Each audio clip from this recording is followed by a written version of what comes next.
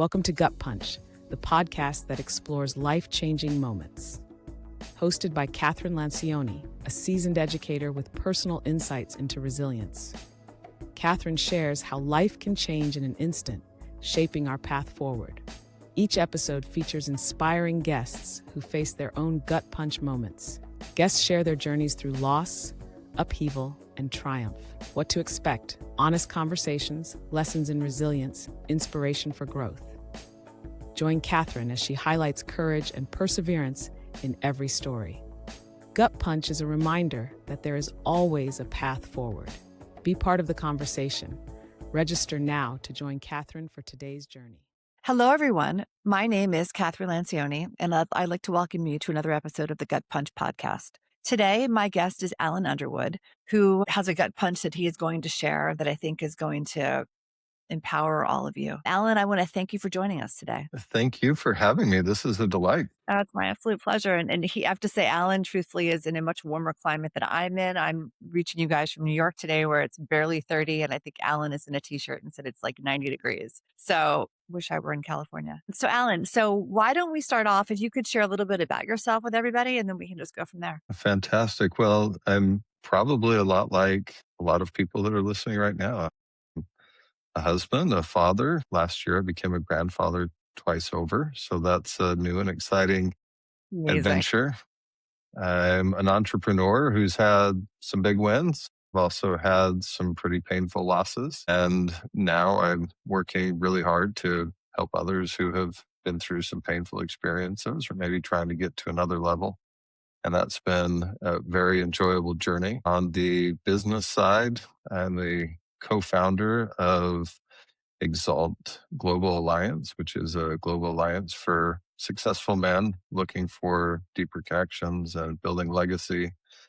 I'm a coach. I coach high performance entrepreneurs and business leaders. But the real story and the reason why we're here today was that I had a period of my life that really changed everything for me. I'll give you an overview and I'll allow you to lead the conversation where you'd like to go. But a few years ago, I lost my mother-in-law, my father-in-law, my dad, and then eventually my business all in a 2-year period. And the end result of that was a complete loss of self-worth, self-love, and sitting in a pickup truck looking at a handgun and wanting to end my life. And that certainly was the low point. Yeah.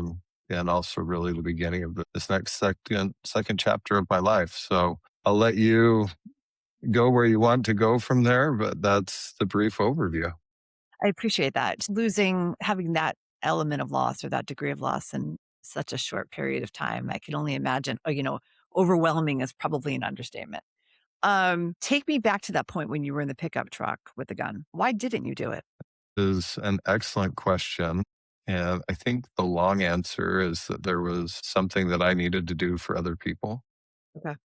But as I was sitting there in that moment, there were 2 words that came into my mind. And those 2 words were be there. And I recognized in that moment, and it's interesting the way thoughts work, that this moment seemed like it took a long time, but it was really just probably only a few seconds, maybe not even that long. But when those words hit my mind, it became crystal clear that the reason why I was in that position was that some people that were very important to me were no longer going to be there, that they wouldn't be there for the important events of my life, my kids' life. And that was painful. And ultimately it was the pain of them not being there that had brought me to that point. I also recognized very clearly that I was about ready to pass on that pain to my family. And that didn't make me want to live. I just realized it was unacceptable to pass on that pain and that I was going to need to figure out something else. And that figuring out something else has been the journey of the last 5.5 years. It's an incredible story. I've heard people, I've interviewed other people who were at that point that you were at and thankfully decided not to jump or pull the trigger or cut themselves or whatever. And they say the same thing that you did, obviously in different ways, but it's this idea that suicide is selfish. What do you think of that statement? I have a friend who took his own life a few years ago. Okay. And I really appreciated what his wife shared at his funeral. And what she said was, and I won't use his name, but Yeah, of course. didn't kill himself any more than someone who dies of cancer kills himself. He had a mental illness, and that illness ultimately killed him. Now, he was the one in, holding, in this case, holding the razor blade, but that really resonated because I recognized that the losses that I had experienced had caused damage that was very real. It was no less real than a broken arm or a broken leg, but it wasn't as visible, but it was very visible and very real to me. And so a framework that I've learned that I'm really grateful for is there's really two choices that we have in any situation, whether it's with another person or with ourselves. And it's MGI or LGI is how you'll remember it. Is you show up with the most generous interpretation possible or the least generous interpretation possible. And so when I look back on myself at the beginning, I would say that I was definitely taking the least generous approach. It was a lot of shame and feeling guilty. But as I look back, I realized that I had experienced some very difficult things and I was doing the best that I knew how to do at the time. I really don't think the same set of circumstances would lead to the same outcome today because I've developed greater capacity to deal with loss and new resources, new relationships that assist with that. So for those who either have a family member, a friend, or a loved one who has done that, I certainly wouldn't take the approach that it was selfish. I just think they didn't have the tools and resources and didn't know how to handle that situation in any better way. I think they were doing the best that they knew how to do. And it's sad that, maybe that was the best that they knew how to do, but I don't think it's helpful in the conversation to label that as selfish. Yeah, yeah, no, I appreciate that perspective, and I've heard both sides of it. I was curious as to what you thought of that. So, thankfully, you did not take your own life. How did you help yourself get better? I mean, after you decided not to pull the trigger, what was your next step on your road to recovery? Well, the next step was simply closing the console of the truck. And Okay, then that's after that, it was locking the gun inside the gun safe and taking it out of the truck because I recognized that I had reached a point where I didn't know it. At that point, I still had enough control, okay. but I didn't know if I would reach a point where I lost that little bit of control that I had. And I Yeah. didn't want to make a permanent decision out of what really was going to be a temporary problem. And so at first there wasn't anything brave or courageous or anything about it. I just existed. And it wasn't a great existence. I was still really struggling because the only thing that changed is I knew that I didn't want to take that step, but I still hadn't really done any healing. The first step in that direction was consequently, I still have the note card here. I keep this with me. But I wrote down on a note card that there were 3 miracles that I needed from God. And those miracles were that I needed to feel joy and happiness again, Mhm. that I needed to experience prosperity, and whether that was mental, emotional, physical, financial. Yeah. And I needed to know that my life had purpose, that there was some reason why I was still sticking around.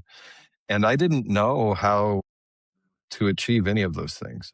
In fact, all of those things felt impossible. But I wrote down that note card. I read it every day.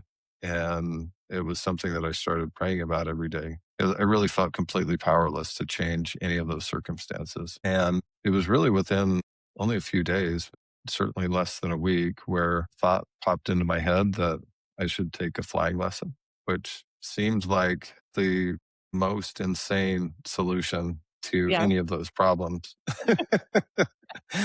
But it was the only thing that I had. And, so I went to my wife and for context, this was not an easy conversation, not just because she knew that I was struggling, but her uncle had been killed in a small plane crash. And so Wow. I was asking her to allow me to do something where obviously there was a lot of fear for Yeah. her for a very real reason. And I told her, you don't have to make a decision today. I just would like for you to pray about this. And if you feel good about it, we'll do it. And if not, then I'm probably going to have to check myself into some sort of a mental health retreat. Yeah.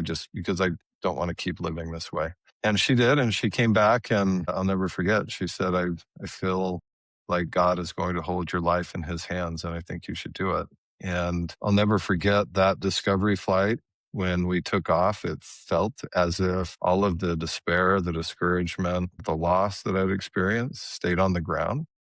Wow. And there was this brand new creature that showed up in the air. And that didn't solve the problems, but it gave my mind something else to focus on. And there was a very real sense of joy. And I threw myself into that. It was just as a lifeline. And that first flight was in July of 2020, and no, 2021. And by October, I received a private pilot's license. That's amazing. And yeah, so it was very quick. And I like to describe that period of my life as being gainfully unemployed. I really didn't have much to do. And so it was easy for me to spend a lot of time at the airport. But what's really interesting about that is, a lot of people will ask, the how, like, how did you overcome that? And the answer to that is there wasn't really a plan. Just, it was one step at a time. It was a slow healing. So that was one thing, is I discovered something that could help. In my case, it was flying. And that allowed me, I guess, enough room to breathe to where then I could start doing more work. And that's where really the real work started. And that work included, I already had a really powerful why, my be there. What needed to happen next is I needed to learn how to love myself. And that was a very powerful experience. I was with a group of men and discussing goals for the future. And one of the men at that table said, Alan, these are great goals, and I really think you can do it. And I have a question for you on a scale of 0 to 5. How much do you love yourself right now? And I was just... You ever been asked that before? Never. Okay. I'd never even thought about that before. I don't, and that's probably true. Maybe, I don't know for women, but certainly for men, I just don't think that's something that you pay much attention to. I agree, because I just think that we just kind of go through life, and we think about loving other people, but we often forget about ourselves. So when he asked you that, like, what was your reaction? Like, oh my gosh, yeah, I was stunned initially because it was a concept that I hadn't thought of. And so I said, okay, well, I'd like to know. And what he had said is, and my response was, I think I'm probably at about a 2. Okay. And, as a corollary to that, now when I have conversations with either men or women that I'm coaching, that's a question that I'll ask. And on average, everyone is about a 2 or a 3. And I feel like maybe that's one of the reasons why I'm still around, is to help move that needle for other people or help them learn how to move it for themselves. But he said, when you can figure out how to get it to a 5, everything that you want in life will come to you. You won't have to chase it anymore. And I was even more perplexed by that response. This conversation just kept getting more interesting. And so I said, okay, well, I'd like to know why that's true. Why is it that when I move from a 2 to a 5, everything comes to me? And he said, well, that's actually very simple. And the reason for that is that the number one thing that everybody wants in this world is to be loved. And when you love yourself at a 5, what happens is that actually begins to overflow. And people can sense that, and they will come to you, and they'll think they're coming to you to make an investment or for coaching or to be part of your group or whatever it is, that I was working on. But the reality is that they will pay any price to receive the extra love that you have to give. And that really resonated with me. And so I told him, I'm like, okay, I can accept that, but how do I do that? How do I move from a 2 to a 5? And what he said was, I don't know. That's what you're going to have to figure out for yourself. It feels like you were talking like one Kenobi or something, Right. Well, my response to that literally was like, well, F you. Like, if I'd been able to figure that out, I would have done that 45 years ago. It's taken me 45 years to not figure that out. And I could probably go another 45.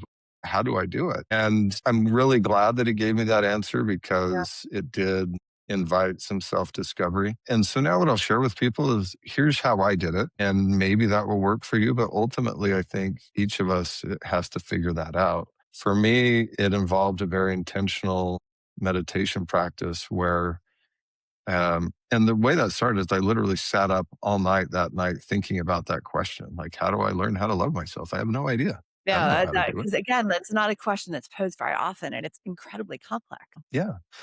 And so the only thing that I could arrive at is I don't know how to love myself, but I do know what I don't love about myself. And so maybe I can start by eliminating those things and I'll arrive at the solution. And so the way that I did that was I would lay on the floor and think about something that I didn't like about myself. And I'll use a really silly example, but when I was a sophomore in high school or sophomore or junior, I was on the football team. I was a wide receiver. And there's a particular game I remember where we're at a high school in Scottsdale. And I was wide open. My defender had fallen down. Ball came to me and I dropped it. And I can remember feeling like everyone was looking at me and they were just like, you loser, you blew it. Right. And I just could remember like thinking that about myself too. Man, that guy is a loser. And looking back, like, wow, what a harsh thing, right? Like there were hundreds, maybe thousands of other passes that I caught and I dropped this one. But what I would imagine myself doing is now adult version of me walking onto the football field where 14 or 15-year-old me was and just walking up and saying, Alan, I know that you feel really bad right now. And I've also made you feel bad for what I've thought about you in this moment. I'd like to ask for your forgiveness. And I just want to tell you that I love you. And who you are right now has helped me to become who I am. And I'd like for you to come with me into our future. I love you. And I would just put my arm around myself and imagine walking into the future. And that was a scenario that I just replayed over and over and over again. And I don't know how long that went on, at weeks, months. But eventually I arrived at the day where I was like, I really can't find anything that I'm embarrassed about or ashamed of anymore. And then that was an opportunity to go celebrate the moments that I did love about myself. And I could imagine walking onto the field and high-fiving myself for catching the touchdown pass or, whatever thing that it was. And so that's how I did it, is first had to get rid of the shame and the guilt and the stories that I was telling myself about me that were harmful. And then I could, rewrite the story. So the first step was self-love. The second step was I was invited to practice into a breathwork session. And since then, breathwork has become a very powerful part of my healing journey. But this one particular breathwork session, I had just an absolute vision of what it was possible for me to become. And so happened to be on the beach doing this breathwork. And I left the beach, went up to my hotel room, and I wrote everything down. And I'd never created a vision board before. But I created a vision board, and I have a very specific process that I now use every year for creating vision boards and that I teach. And I start with the identity of who I want to become. So those are my I am affirmations or statements of identity. I then write down the choices that I'm going to need to make every day that will lead me in that direction. What's the smallest step to success that I can take? And the last thing is I decide how I'm going to feel about making those choices and becoming that person. So I'm pre-wiring my brain for what I'm going to choose and how I'm going to feel about it. So that, this morning, one of my things this week is I have to walk 6 miles every day with my son. And so that was getting up at 5 o'clock in the morning and walking for 6 miles. And after 2 days of doing that, my feet, my legs, my hips, everything is really sore. I didn't want to do it, but I had already decided how I was going to feel about it. I was going to feel excited for the opportunity to spend 2 hours walking with my son. Yeah. And so nothing else mattered. That's what I did. And through that process, I've been stunned at what I've been able to accomplish. And that certainly doesn't mean everything is perfect, but the amount of progress that I've made in the last 3 years by being very intentional about who I am, what I choose, and how I feel about it. And then the very last part of that is gratitude. There's a scripture in my religious practice. It says that he who receiveth all things with thankfulness shall be made glorious, and the things of this earth shall be added unto him, even an hundredfold, yea more. And I've learned how to be grateful for any situation. I'm extremely grateful for the losses that I experienced. I'm very thankful for the lessons that I've learned, not only the last 5 years, but before that. And so all of this is part of what I hope will become my first book, where combinations of 2 words that I believe can change anyone's life. It's my why. It's I am, I choose, I feel, and thank you. And I really think that those things practiced even for 5 minutes every morning can change anyone's life. And they're all, what I love is they're such simple yet powerful combinations. And there's so much. What have you, as you've gone through this journey of self-discovery and self-love and all of that wonderful stuff that you just shared with us, what's the greatest lesson you've learned about yourself? I think that what I've learned about myself, and really that extends to everyone else, is just how precious each of us is. Yeah. Each of us is the most limited resource on the planet. There's only one, right? And by nature, things that are rare are more valuable. Yes. You know, Bitcoin is valuable because there's a limited supply of it. Maybe it's a little bit less valuable today than it was before. I don't know. Gold, diamonds, anything along those lines. But there's never going to be another Kathryn. There's never going to be another Alan. And we have infinite worth and infinite potential. And that also, I don't want to make that seem like every day is roses and rainbows. I have difficult days, and it's still, I have to revisit these practices often to remind myself, because as you grow and improve, you find yourself in situations and opportunities that seem too big for who you were, and they are. And that's uncomfortable. And in that discomfort, you have to go back and learn how to love yourself and ground yourself and all of those things. But that's the most valuable lesson, is just how truly precious each one of us is. Yeah, that's an incredibly important lesson. I don't know if I shared with you when we were talking before, but one of the many hospitals I was in on my recovery, nurse walks in, this big, tall Jamaican woman, and she looked at me and she's like, "Why are you here?" Because, there were no machines. I wasn't hooked up to any IV or anything. And I said, "Did you read the chart?" She goes and reads the chart. And she said, "Girl," she goes, "all I can tell you is God chose you." And every time I go back to that moment, I get chills, because like your 5 sayings, God chose you is 3 words, right? But she was right. And he did. And then same thing with you. God chose you. So it's like, for me, it was, okay, that was a really big, short phrase that I didn't know how to process at the time. And B, I was like, all right, what am I going to do with that? Right. And it's hard. And I feel like, you're right. Everybody is precious, but it's so easy to lose sight of that, And I battled back from, like, all being honest, people say, "You almost died." I'm like, "Yeah, I know." I battled back from being almost dead. And so with that, I've learned so much. I've learned so much about appreciating the little, and being just so thankful for who I am and what I can do. But at the same time, there are still days, like last Friday was one of them, where I just, as they say, woke up on the wrong side of the bed. It was like before 10 o'clock, like everything was bothering me. And, and so I kept thinking about, what do I do to make it better? Like, what can I do? So I went to boxing class. I did, and that did help.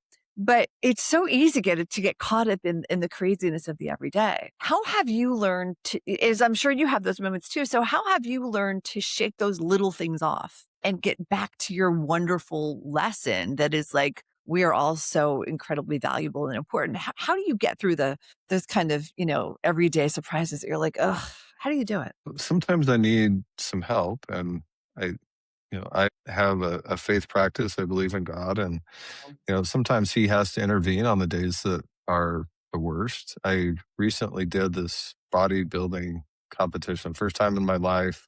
Wow. And the last part of that, you're on very reduced calories, and you're lifting weights and doing a lot of cardio, and you put your body in a very stressful situation. And so you've created an environment where by default you're depleted. I'll share this one example because that's what pops to mind. But in that state, I was just really struggling. And some of that was revisiting some of the same thoughts and feelings and stuff that I'd had years ago. And I could recognize it, and I allowed myself to slow down and practice some breathing and whatever. And then my phone rang, and I run a nonprofit in Arizona called Angel Flight West. We provide free non-emergency medical flights for people in need. And I got a phone call from a friend of mine. Her name's Lorraine, and she runs another nonprofit in Arizona. She helps 1,200 kids who have cancer every year with their battle with cancer. And just an amazing woman.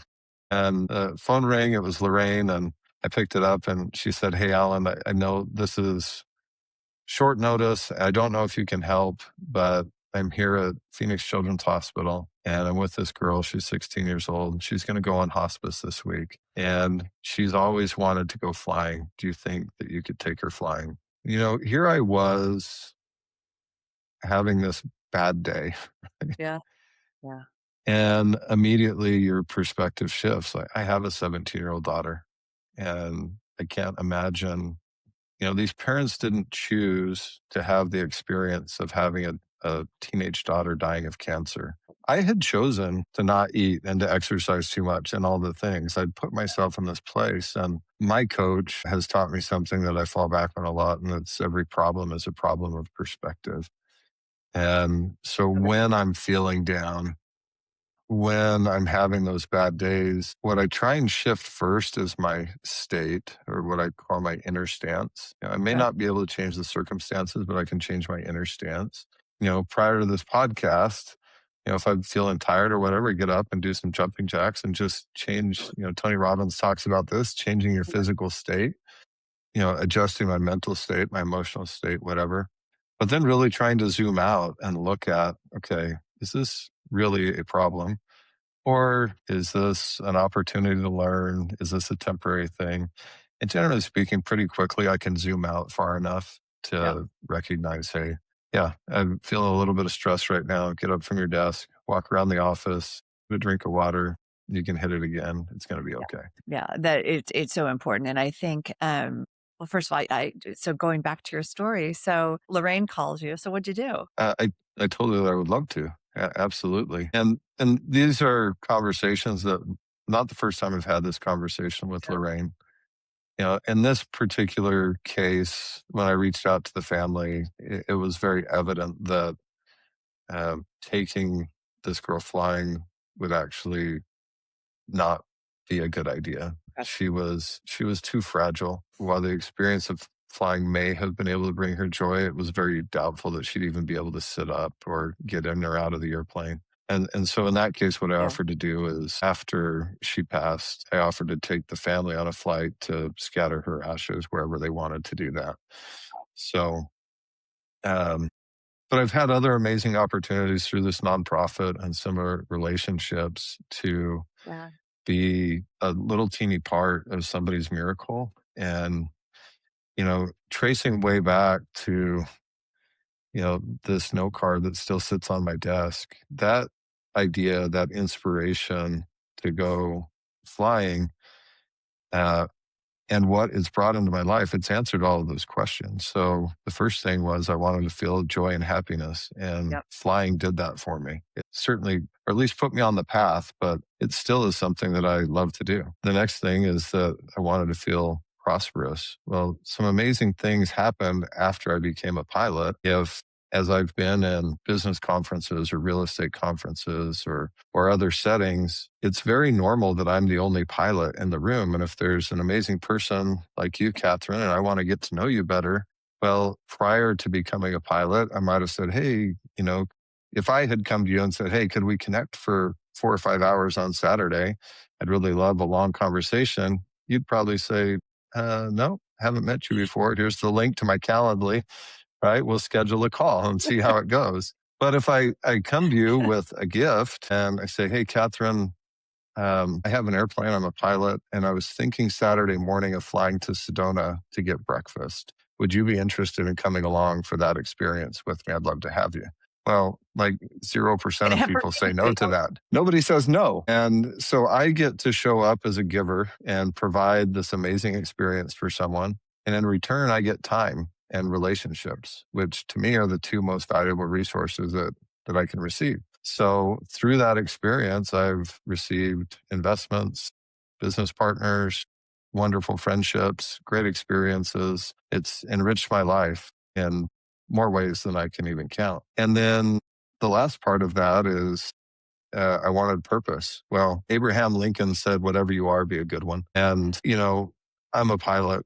I want to be a good one. And there's a lot of reasons for that. But one of those things is that there are, at least right now, 4,000 to 5,000 people every single year that need help getting some kind of specialized medical care. And our nonprofit can provide that. So as I raise my voice of awareness, as I raise funds, as I recruit pilots, I'm serving a purpose much bigger than myself. And that's actually what I love about the coaching that I do and the men's networking group that I'm creating, is that you take the most limited resource in the world, which we've talked about, a person, and you make them just a little bit better. And if you can change a person and become better, you change hundreds or thousands or maybe millions of people. I don't know, because the ripple effect of that change goes throughout the world in very impactful ways. And so, this one little idea in my darkest moment has now been really the key to a lot of success, happiness, prosperity, and purpose in my own life, and now in the lives of others as well. And I'm just super grateful. And that's why I keep that note card right there to remind me that even in the most disempowered, discouraged, depressed state, that something bigger was possible for me. And I believe that's true of everybody else as well. I love that, Alan. I'm so inspired, and I'm so glad that you were able to come on and share your story. I just think there's so much value that we've all that I've learned about. I don't know, myself from your conversation. I feel like sometimes people make everything so complicated, but it just comes down to simplicity. And shared so much of that with us today. So thank you for doing that. I really appreciate it. Thank Really you. good This has stuff. been great. No, my pleasure. So if people want to get a hold of you, what's the best way to do so? All right. Thank you for asking. Before I share that, I just want to take a minute and acknowledge what you're doing.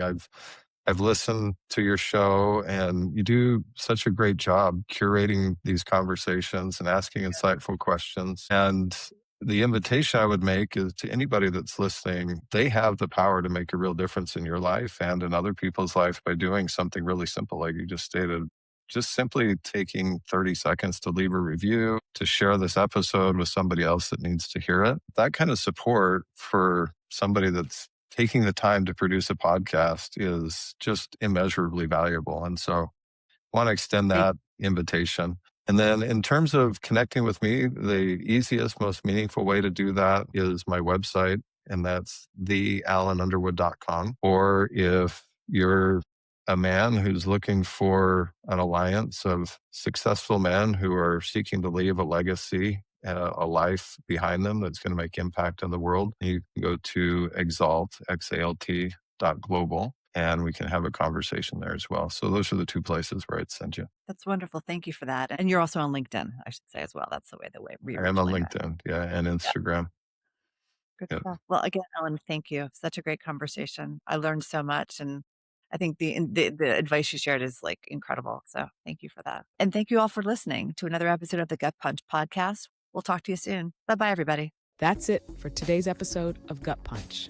I hope you found inspiration, because no matter how hard life hits, there's always a way forward. Make sure to follow or subscribe to Gut Punch on your favorite podcast platform. If you know someone who could use a little inspiration, share this episode with them. Thanks for listening, and until next time, stay strong. See you in the next episode.